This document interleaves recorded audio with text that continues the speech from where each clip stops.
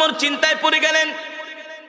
তিনি মনে মনে সিদ্ধান্ত নিলেন, মূর্খ আবু জেহেলের কথা শুনে আল্লাহর নবীর সাথে বেয়াদবি করা ঠিক হবে না।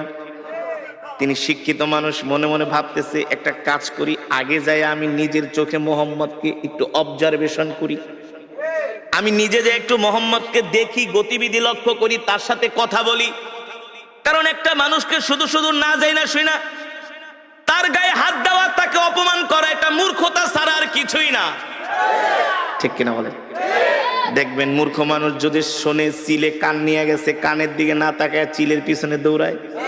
এমন কিছু স্বভাবের মানুষ সমাজে আছে কি আছে না? ঠিক মক্কার কিছু মূর্খ মানুষরা এই স্বভাবের ছিল। ওমর ছিলেন বুদ্ধিমান, বলে না না না, আবু জেহেলের কথায় কান দেওয়া যাবে না। আগে আমি মোহাম্মদকে যে নিজের চোখে দেখি, তার সাথে কথা বলি, তারপরে দেখি কি করা যায়।